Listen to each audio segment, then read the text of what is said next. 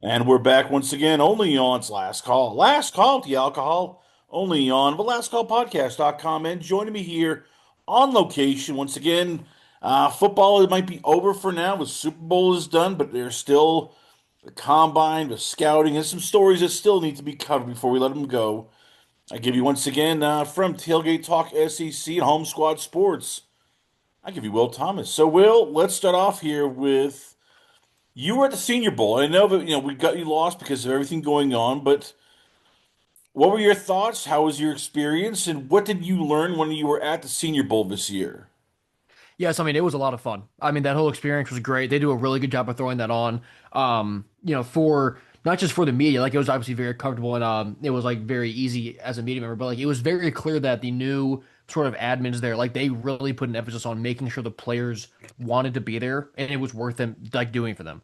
Because obviously the idea of playing in this bowl game, getting reps in front of GMs, like it's good for their stock, but also like making it enjoyable for the players is incredibly important. And they did a really good job of that. So it was really great. The whole experience was awesome. And then just going to practices every day, just kind of seeing how these teams that were put together in just a few weeks, like how they were playing, how they were running their practices. Got to see how players interacted with new teammates that they, barely knew. And then getting to talk to those players after the fact, just ask them about that specifically. Like, what's it like with new players, with these new coaches? What's different about this week versus college practices? Like, it was just really good to get all that insight from those players. And the best part to me was how like the players were really excited to be there. None of it was an obligation. Like there was energy at practices week in and week out. It didn't feel like it was a waste of time at all. The players were there. They were hitting, when they were allowed to hit. They were playing really hard, so it was a great experience. How tough is it scouting these games when, or even the practices, where it's like this is the first time some of these guys have played almost over a month, sometimes Mhm. even 2 months, depending on injuries. Like, how much do you gain from it if you're a scout? How much do you sort of figure out, okay, does this translate to games, and how much of this is just, all right, great one-on-one? How often are players one-on-one without help or schemes or all this other stuff? Yeah, it can be hard. I talked to Michael Taft from Texas and Colton Hook, Tennessee, and they both said, like, the first day or two was really knocking the rust off. Like, they didn't really feel super comfortable until that Thursday practice and then the game on Saturday. So, for a lot of those guys, especially the ones, who weren't in the playoff and who maybe, weren't totally healthy all year, like, it was their first time playing football in a while. And you could kind of see that. Like, I mean, when I was watching Colton Hood on that Tuesday, he didn't look his sharpest. And I talked to him after practice on Wednesday like after he had a better day, and he echoed that same thing. So a lot of it was knocking rust off, and it can be hard to scout them too because at least in the practices, like they weren't tackling. So it was a little like I'd see a running back hit a gap, and I'm just like, well, would he have hit that if the D tackle was allowed to put him on the ground? And then like you can obviously sort of gauge when a D lineman was going to get a sack, but you can't necessarily see how they finished that playoff. So it can be tricky, maybe mainly in practices because they're not hitting, but you can pretty much still get a very good feel for, how quick, how explosive, how bad does this guy want to be here, how much does he want to compete. So you can still get a sense for that stuff, but it can be a little hard at times to get like the intangibles of like, does this running back really hit that gap? Does he have that vision, or is it because, Caleb Banks is not allowed to put him on the ground? So who are your winners and losers? Because we hear about, oh yeah, this guy had a great, Senior Bowl. This guy had a great week of Senior Bowl practices. This guy, he made money. Oh, this guy, he was terrible. Like, for you, for your opinion, if this is just your opinion, because everybody I've heard there's multiple opinions, like who are the guys that stood out that you went, okay, they probably improved their stock with NFL scouts? Yeah, I think Garrett Nussmeier looked really good. Quarterback for LSU. So I mean, he was battling an injury all year when he was playing, and LSU as a whole was disappointing. And I wasn't really expecting that much from him going into this week, but he looked really good just physically, and he was also a very vocal and outspoken leader of that team. Like he wanted, like he was showing everybody like he can be an NFL quarterback because he was commanding the respect of that team that was put together in a week.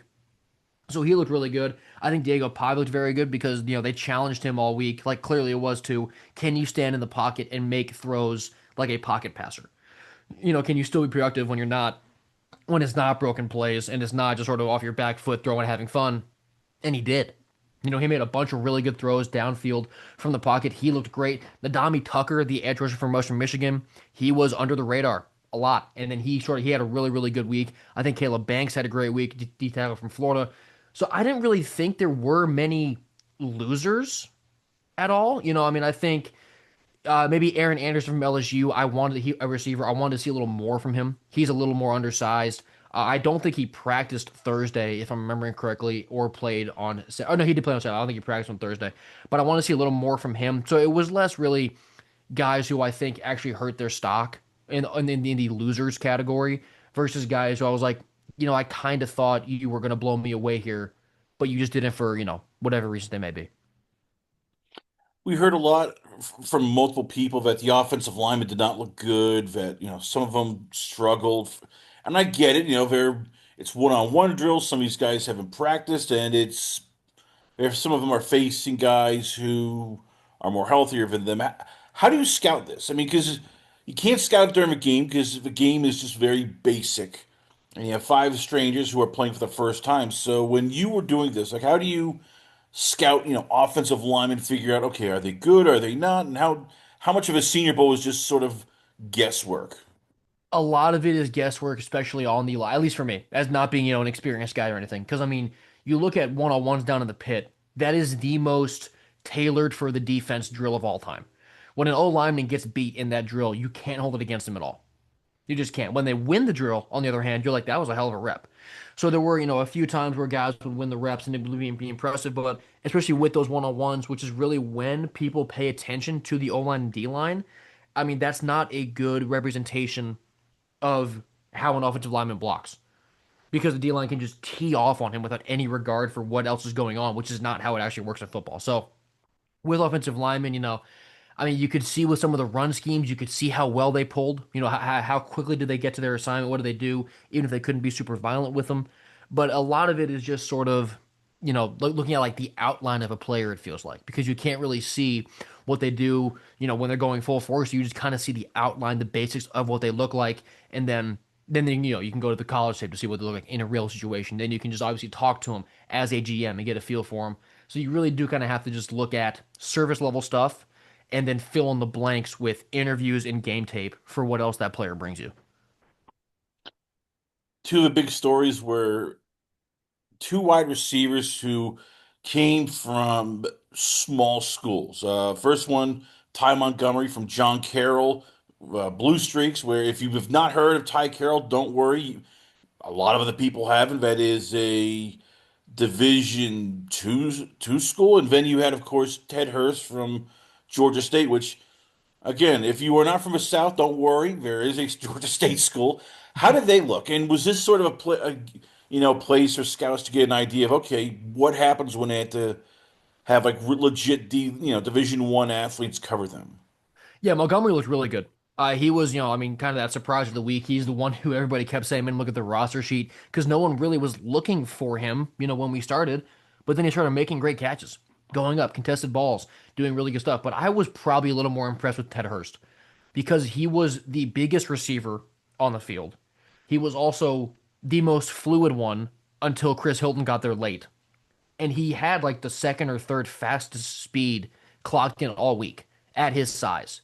So you're looking at a guy who's bigger than every other receiver and every other DB who's on that field, who is faster than all but two human beings who were there that week, and who's making really strong contested catches. Like Ted Hurst looked awesome to me because of that combination of speed and size. Obviously Montgomery was a great story, but I mean, and he should be picked. His stock went up. He should be picked in the draft, but Ted Hurst to me is the one who I'm really really excited about. So if you're a scout, here's a question. Where does Ted Hurst go? Because on the one hand, as you said, it's a Senior Bowl. He stood out. People were impressed. At the same time, it's a Senior Bowl, which means not much physicality. Mhm. You're not getting tackled. You don't have to worry about safeties flying over and, just whacking you a couple times. So how do you get an idea of if this guy can play after a practice, which gets a lot of hype, but, when you sit down, it's like, all right, it's glorified 7-on-7 drills. Mhm. I do think like in theory he could be around one if he was doing this, at a bigger school. I do think being at Georgia State, even though he put up 1,000 yards this year, I would expect he is a day two guy confidently. Coming into this week, you thought he could go day two. We'll see how this week goes. I think he solidified that. In Mobile, I think he should be a round two or three guy. Because like he kind of reminded me a bit of George Pickens when he was out there, which is sort of his combination of that length, but also the speed and his ability to make really impressive catches look easy. So I do think he's probably a day two guy. And wherever he goes, they're going to get a really good receiver who they can probably plug and play pretty soon because of his physical traits. Caleb Banks is the other guy that is polarizing. If Lee Hunter is safe, steady, he's climbed into the first round. Caleb Banks is still a guy where there's a lot more questions, and this will lead to our second topic here.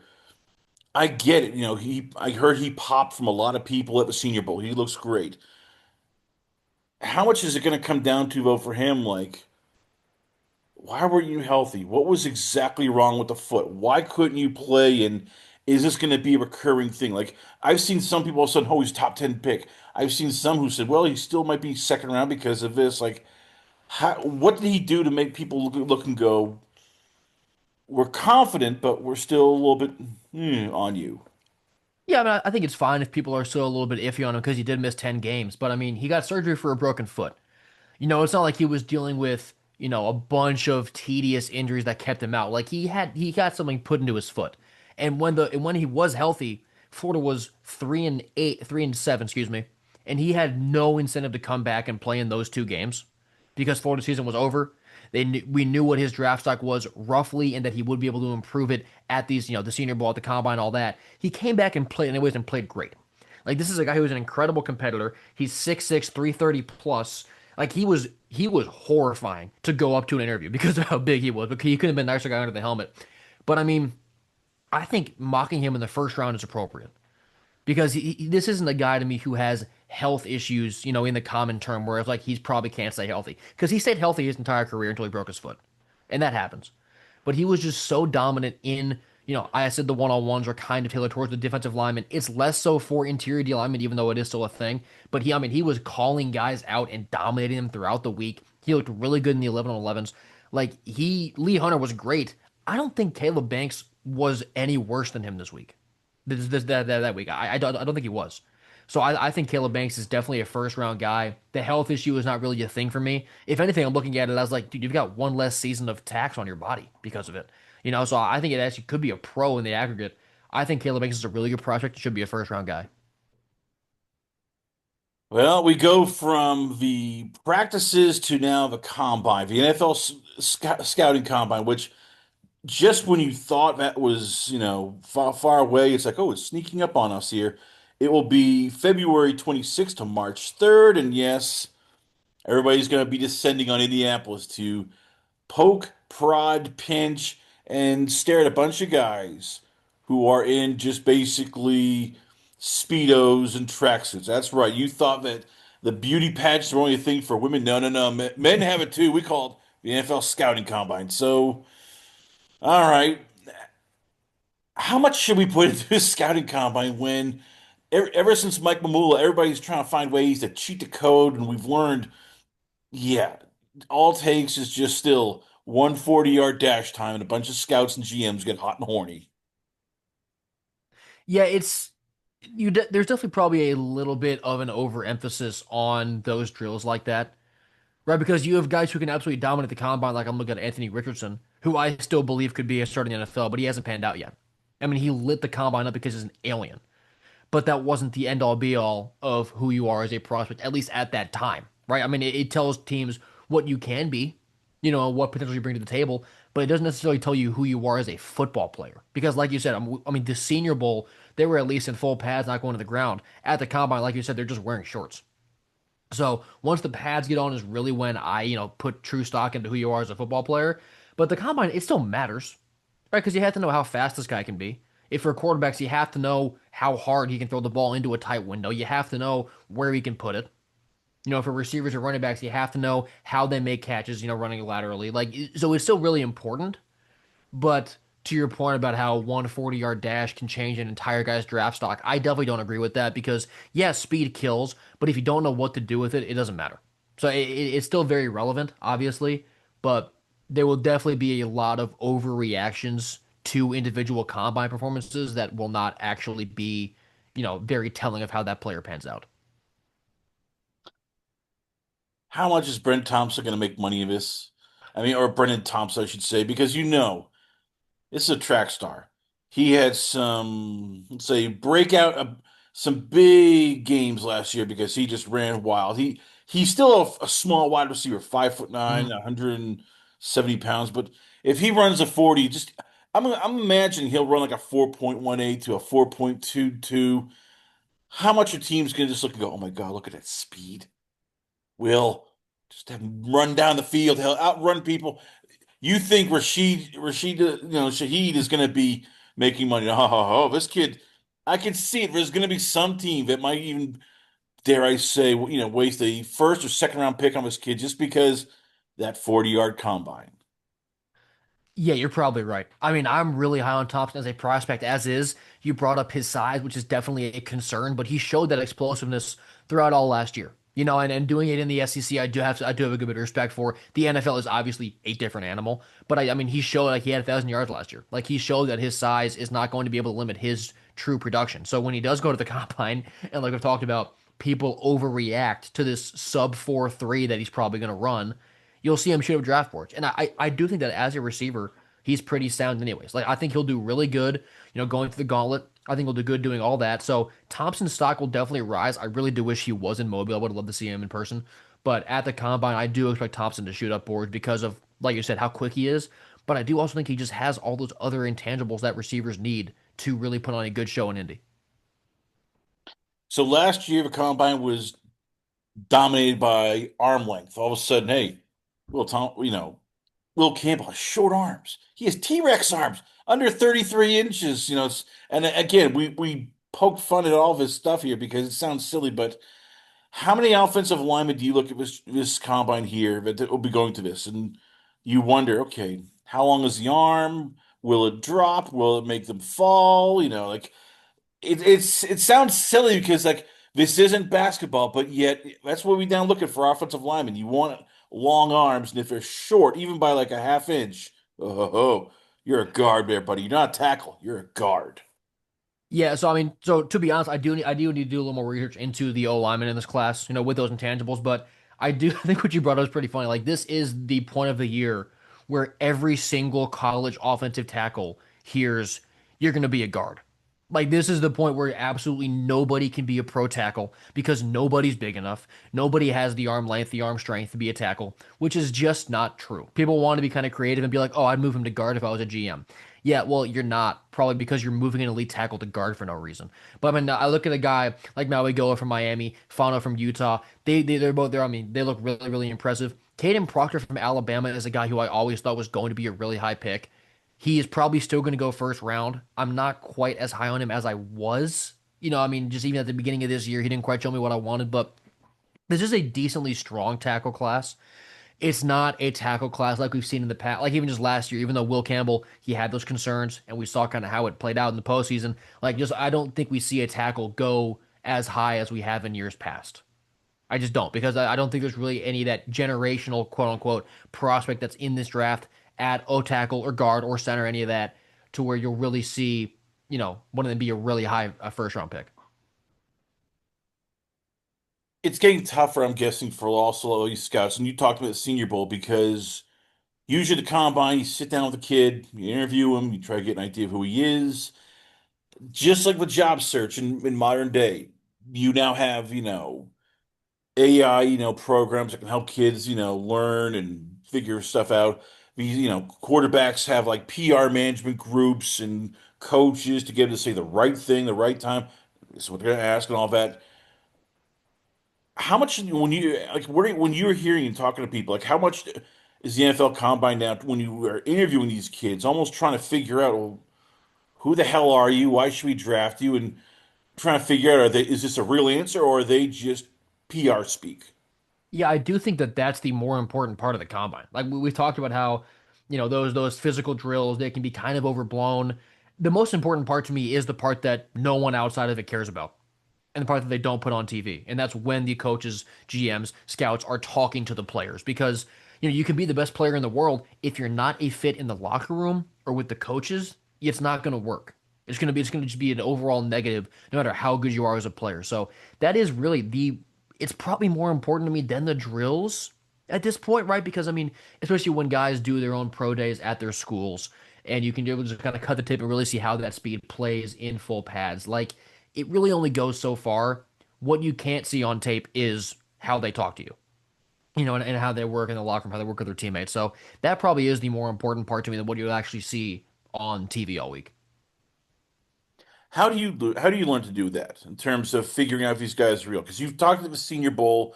I know speaking with John Vogel of Draft Vogel and also Parker Blake, who does a great job, with Who Day. They've talked how like certain positions like quarterbacks, forget it. They literally you might as well just have a robot in there because they've been trained almost to a T. Like, do not say this, do not say this, say this. When you're interviewing guys at the Senior Bowl, like how many came across as real and how many came across like, am I talking to you or a PR rep? They mostly came across as real, and I think that part of that is because my approach going in there at least was I don't want to ask you, like I don't gain anything from asking you guys robot questions of like who have you talked to? Have you been having fun this week? Like I wanted to go in there with questions that were a little more personal to them, like Dalen Everett from Georgia. Like he has his reputation for just making just interceptions, fumble recoveries in big games. Like his multiple in both SEC title games he played last year, a scoop and score in the Sugar Bowl this year. So I asked him about that, and then we kind of like he laughed a little bit, like I got a genuine reaction out of him just about those big games. So that's kind of why like you'll hear these stories from the combine about scouts, coaches, GMs asking these players like wonky questions that make no sense. And on the surface, that's like, what are you doing to this kid? He's a football player. Why are you asking this weird thing? I think that's kind of how you need to approach it because if you don't, you'll get a robot answer that doesn't give you anything versus if you kind of put this guy in a blender, right? Catch him off guard. You can really see what he's like, in uncertain situations, which is what football is. And so even though it's just in an interview where no one's flying at you trying to take your head off, it can still kind of help prepare you, or at least if you're a GM, prepare you for what this guy's going to be like in a situation where things are fluid, it's unpredictable, you don't know what's going on. So those funky questions that sometimes get critiqued by fans, they're really helpful in my mind. Well, let's go to some things that college football fans want to hear, and that's right. We got a new Mountain West Conference team, your North Dakota State Bison are joining the big leagues. We always get, and look, kudos to Anthony Russo who was calling this, but for years they kept saying, "Hey, we are a dominant team in one double A, dominant team one double A." Now they've moved up. They put on the big boy pants and they're moving up to Division One. What should we expect? Like, what should be realistic expectations for them going forward in the first couple years of the Mountain West Conference?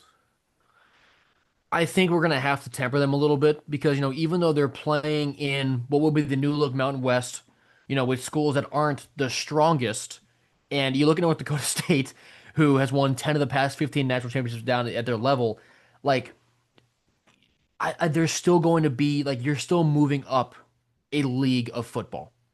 The other teams in the Mountain West are Northern Illinois, UTEP, Air Force, Hawaii, Nevada, New Mexico, San Jose State, UNLV, and Wyoming. So none of them are really like powerhouses. And NDSU will win a good bit of games, but I don't think they're going to walk in there and still win the same amount. But in the same breath, then you can then look at like, look, I was with Cole Payton in the Super Bowl and Senior Bowl, excuse me, and he was playing great.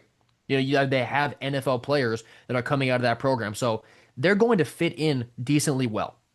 And as they establish themselves as members of the Mountain West year over year, like that brand, even though it wasn't up at in the same level, it still matters.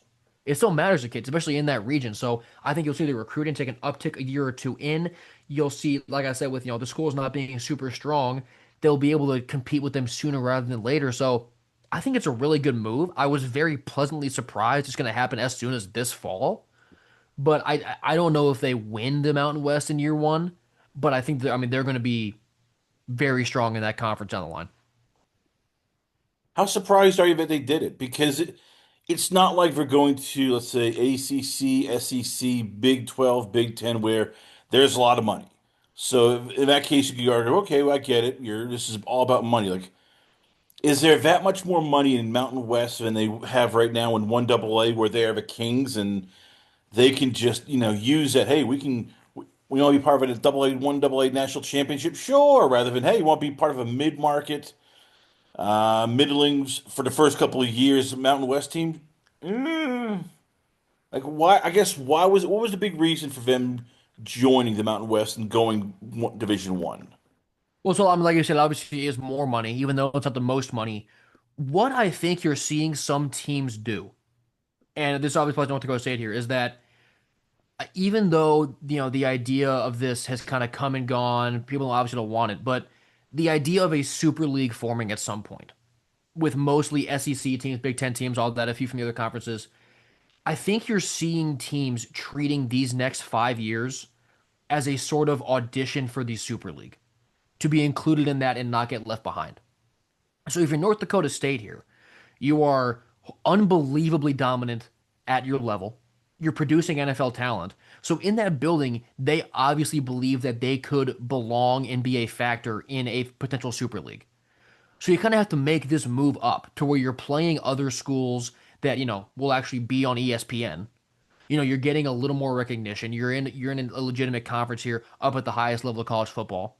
And just kind of try and keep working your way up to where then, maybe they get a shot and they get to play, Iowa in week one, and maybe they can win that game. Like, to me, this is probably just a chess move in their pursuit of trying to be in a spot to get, a bid or accepted, however you want to put it, into a potential super league that forms a few years down the line. As you said, the challenge is going to be they won't be great, but they won't be bad. Hmm. How do the players handle that then? Because again, it's like this is going to be the first time they play. Let's say Air Force, or the first time they play, especially Boise State. It's going to be there's no longer they can just go and show up and they'll win by 30, 40 points. Like, Hmm. how do they get ready for having games where they might lose by 14, they might lose by 20 because especially Boise State, they have better athletes. They have better facilities right now. They have more money to get better players to come in. I mean, from a player and coach's standpoint, you love that because you get the chance to compete against, you know, higher level schools that are kind of in your region that you've been looking up at. And when it comes to NDSU, I mean, like, we talked about how dominant they've been. Like, they felt like for a while they can compete with those schools. They just haven't had the chance to. And now that they have that shot to, I mean, they're gonna be fired up to get to go against these teams that are, more talented than them. Just, prove that they're not just successful because of where they were playing, but that they're successful because of how good they are as a team. So it's going to definitely challenge their mental toughness a little bit better because they're not used to losing by 17 at home against a better team, but that might be something that happens. So it's going to be a challenge of mental toughness, a big challenge of coaching, but overall, I mean, it's got to fire you up if you're over there because you get better competition, you get a chance to prove yourself against these stronger teams, and you just kind of get to like keep creeping your way up through the ranks of college football. Speaking of college football in the ranks, Joey Aguilar is gotten a restraining order against the NCAA. That's right. He has a TRO, which they are still trying to figure out. Is he eligible this coming year? Is he not? Dan Wetzel said this is close to college football Armageddon, where if they lose this NCAA, then everything is off the table. JUCO players now can go. Well, we need 4 years also, as well as 2 years in JUCO. What are you hearing, and how worried is the NCAA that oh my God, he actually could get this waiver and get have one more year of college left? Well, so the NCAA, I mean, they at least got a win with Charles Bediako yesterday. So they're less, it's a little less frantic now that they got one of these absolved, at least for now. When it comes to the Aguilar case, I hate the idea that he might come back for, an eighth year of college football and, take an opportunity away from, I mean, Tennessee's bringing in a five-star kid at quarterback next year. Like, they're actual college kids who he would be taking an opportunity from, but I'm looking at his case. I have a hard time finding how he loses. right? Because Diego Pavia got approved to come back and play last year. So why can't Aguilar? It's the same deal where the JUCO years aren't supposed to count. He obviously needs this to happen decently quickly, the result, so he knows whether to go for prepare for the draft or go back to Knoxville. So I mean, I think he's gonna win this. I think he's gonna come back next year. But obviously, I hate the idea that we're now at a point in college sports where we are paying 24-year-olds and up millions of dollars to come play for these colleges instead of 19, 20-year-old college kids playing college sports. It's no longer college kids playing college sports. It's adults who aren't good enough for the NFL or the NBA. And that's a major issue. I don't need to explain to anybody why that's an issue. But I do think Aguilar wins this, and hopefully it's one of those things like where they just kind of, take their losses right now, but then they're able to actually enforce rules on the line so this stops happening. Well, that leads to a different problem. I mean, so who writes the rules? The NCAA? Because every time they seem to do that, there's always some hotshot lawyer who sort of slaps them down and goes, "No, you can't do that. No, that's unconstitutional." Like you almost wonder again, is this Armageddon where the NCAA just eventually gives up and goes, "All right, F it. You leagues, you figure it out. We've given up on this whole crap." I do think that there's a decent shot that ends up happening. Because everything you said is right. The NCAA has no, legal backbone. And the thing with Bediako is that, like, for going back to basketball here, like, they didn't actually rule that he can't be eligible for Alabama this season. They just ruled that his TRO can't force the NCAA to let him. So even though they got to win, and Bediako won't be playing this week, we don't think for Alabama, the NCAA still has not been able to say definitively you can't come back and play basketball. So then you move it over to football, and we just open up this whole other can of worms where a guy who went to the CFL for a few years can probably fight back and be a 29-year-old professional quarterback playing for an ACC school. Like, it's all over the place. And the fact that the NCAA at this point hasn't been able to really shut any of this down tells me that I don't know what they do. I literally have no idea what the NCAA does on a day-to-day basis because they haven't been able to enforce a single rule in the past few years. This is what people keep asking me, and I have no answer for it. I don't think anybody has an answer. When do they just sign these? When do they just declare that all NCAA athletes are professional athletes? I mean, I know you can't say that they are because then the schools will lose a lot of that antitrust, laws. They'll be eligible to be taxed because hey, they are professional businesses. But it's coming to that almost as you said, like you are paying guys. The NIL is basically a paid contract to play for them. Let's Yeah. call it what it is. It's not a official contract, but it's a contract. So are we getting close to that, or do the schools and everything banding finally together go, look, we got to do something because this is now getting way out of control. We are literally paying athletes. When do we just take it back a bit? Yeah, we're at a point now where I think the only way out is making them employees, getting a collective bargaining agreement together for the players. Like that's the only way that this could ever work. Because now that you've opened this can of worms with paying these guys millions of dollars, you can't undo that. Like there's no way that they'll be able to enforce undoing the financial benefit to being a college athlete at this point. So you have to control it. And that would be establishing a CBA. How about getting a commissioner to actually be in charge of the sport? That might be a good idea. But I think that we're approaching that because there doesn't appear to be a solution to me that's not making them employees and treating this like a professional league, behind the scenes.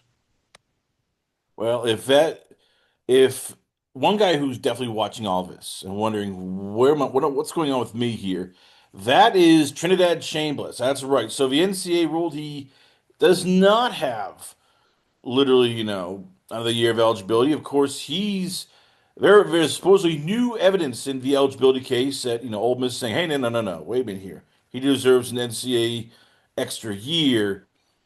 If you hate Joey Aguilar, how do you feel about Trinidad Chambliss? Which same thing. It's like, okay, you've had 4 years. I know it's been, one of them was basically Division Two, but hey, you've had 4 years, and he wants to come back for a fifth year, maybe a sixth year. Like, Why is he, what is going on with his case? And is this could he also win like Joey Aguilar?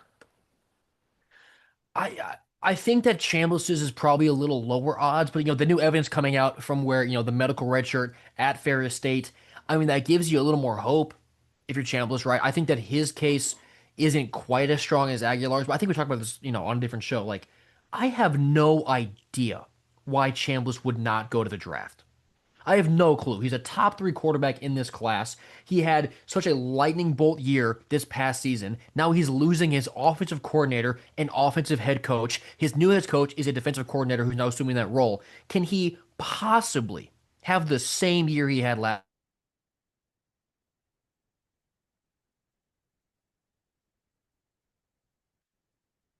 I mean, I get that, but as you said, at the same time, it's he must know something. I mean, his people probably have been told, "Hey, you're not getting drafted past the third or fourth round." So again, like with Overall pick. him, Like, yeah. this is the wrong decision for Chambliss trying to fight back. But in terms of will he get it, the new evidence gives him a chance. I would put his odds a little worse than Aguilar's, but I mean, obviously this stuff is still going on, and there has not been a definitive yes or no really with any of these cases. You mentioned before that there needs to be a commissioner. How does the commissioner rule on this one when it's like when he said it's like they're saying, well, there wasn't incapacitating injury at Ferris State. But there is proper medical documentation. I mean, this is stuff that literally you would need specialized lawyers for. Forget about a Hmm. football, commissioner. So again, I'm trying to put this in a polite way, but how the hell do you rule that Aguiar gets it, but Trinidad Chambliss doesn't when it seems like they both are the same case? They both want extra years because of injuries, JUCO, Division Two, and the NCAA just seems to be going, well, we're going to rule this way on one, this way another, and none of it makes sense. Like Yeah, I mean that's a Yeah. part of that is like what Chambliss and Aguilar are arguing, right? Is the lack of consistency. Because I mean, you know this. Like I'm a big Diego Pavia guy. I don't really know how he got approved to come back for this year. So those two guys can look at Diego coming back this past season and say like, why in the world can't I come back? And they're right about that. That is a valid argument for them. But at some point, someone's going to have to just take these bullets and lay down the law. And even though they might get criticized for a lack of consistency, and the people who, didn't get approved are going to, be pissed off, the general consensus is going to be, that had to happen. Someone had to lay down the law. And sure, Chambliss and Aguilar got the short end of the stick. They also reaped the benefits of this system for plenty long enough. So the consistency is the biggest problem. That's really what Chambliss and Aguilar are arguing in part. But someone just has to be willing to be the bad guy and figure this out. Now, how they do that, I really don't know. But someone's got to step up and actually be in charge of this because it's such a big part of, just sports culture. It's a massive financial influence on, every town where the colleges are, those universities, just the networks. Like this is college sports. This isn't just me being a fan. It matters too much to too many people to be the way that it is. So hopefully someone's willing to step up soon enough, but we'll have to see how it goes. I really don't know, specifically how that plan would come to fruition, but someone's got to figure it out. Someone way smarter than me. We're going to end the note on a positive but sort of sad note. That's right. Gus Malzahn has announced his retirement. Tim Harris Jr. is taking over at Florida State as the new offense coordinator. And it feels like college football is losing just a guy that they needed because, again, if you tried to explain how Gus Malzahn changed college football, you would need probably a full like two podcast episode. We don't have it, so for somebody who doesn't know, if you are not say somebody who's not in the SEC and doesn't follow hardcore college football, why is Gus Malzahn such a big part of what we see now, not only with college football but the NFL? I mean, he did so much to transform offense at the college level, which then obviously in turn influenced how those players went to the pros. I mean, he had a massive influence on the sport. I mean, he was part of a championship team with Auburn. I mean, he was so influential. And when he was with Auburn, early 2010s, like that's when the SEC was head and shoulders above the rest of the sport. So he was one of the most exciting, influential, game-changing coaches at the peak of the sport. I mean, he won the Paul Bear Bryant Award in 2013 too. Like he was at the top of the sport. Then you kind of his time at Auburn ended. He went to UCF. It was just fine. And then he didn't really have a good year with FSU this year, but it was pretty awesome that he was able to beat Alabama again.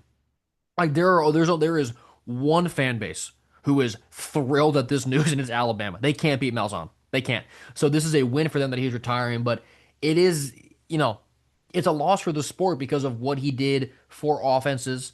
The amount of elite players that came up through his systems. Like his footprint on college sports is large. Even if people don't really realize it, like he has had a massive impact on the sport. So him retiring is, it's not just like brush off news per se that you'll see with other coordinators. Like this is pretty big news for the sport. Like you look at some of the stuff that happened in the Super Bowl that just he himself has sort of popularized and used like the option, the zone read, speed option, power read option, misdirection, the run and pass game, using the entire offense at 2 minute pace for the entire game. Like literally, all right, no, we're not going to huddle. We're just gonna you get plays here, you quickly throw them in, and it's just like when you look at this here. Like how much if somebody said if you watch a game back from let's say 2000 and now watch it now, how different is it where we won't recognize it? Like we will watch an offense from like 2000 even the 1990s and look at this and look at today's NFL because of Gus Malzahn, it's just night and day. Like it's just faster than it was even 20, 30 years ago. Yeah, I mean, he really did. I mean, maybe he didn't invent it per se, but I mean, the hurry up, no huddle, like he really popularized that. So now you have a bunch of college teams who do it. The NFL is adapting it. Like he really did transcend how offenses are run. And not even necessarily just the plays and the schemes, but just the pacing of it, the tempo, like how fast people want to play and the impact that that's had. And his coaching tree too, like it's not like that overly impressive. I mean, Gene Chizik, obviously, but I mean, Rhett Lashley played for him. That was got SMU as one of the top schools in the SEC. Mike Norvell was one of his assistants. Obviously, he came back and worked for him after. Like Kenny Dillingham, part of that tree. Eli Drinkwitz, part of that tree. So I mean, that impact that he's had. Not only was it just like people who would look from the outside and see what he was doing, but his coaching tree is now a bunch of guys at big schools, and you're seeing a lot of them succeed because they're really applying those principles that Malzahn taught them. It still because I still go back to that magic year 2013 where Auburn is 12-2 and before that let's face it Auburn it was Auburn's always been a school where you look and go okay before that they were 3-9 and Malzahn takes over and they go 12-2 finish second in the country. It is a fun offense. I mean, will we ever see something like that where a guy can just come in for 1 year and basically like change stuff even without a great quarterback. I mean, you look back at those like all that year when Auburn won, Nick Marshall's the quarterback. That's that's not something where you go, oh yeah, like Indiana where they had Mendoza or Texas with Arch Manning. Like he won with guys you're looking going, who the hell are these guys? Like literally, who the hell is Nick Marshall? I'm trying to be nice, but that's what probably college fans thought. Like, who the bleep is Nick Marshall here? Yeah, it's just I mean, some guys in college just have it and some don't. And Malzahn's one of those guys that had it. He was able to really create that culture wherever he went. He was able to implement an offense that people just really couldn't keep up with and people couldn't stop. And like you said, I mean, Nick Marshall, he was really good in college, but to your point, he's not a household name. They were like, oh, yeah, no, he won a natty. Like he was able to just use the team that he had. He knew who he wanted to recruit. He knew the exact type of player he wanted to recruit. He went and got him and he made it work.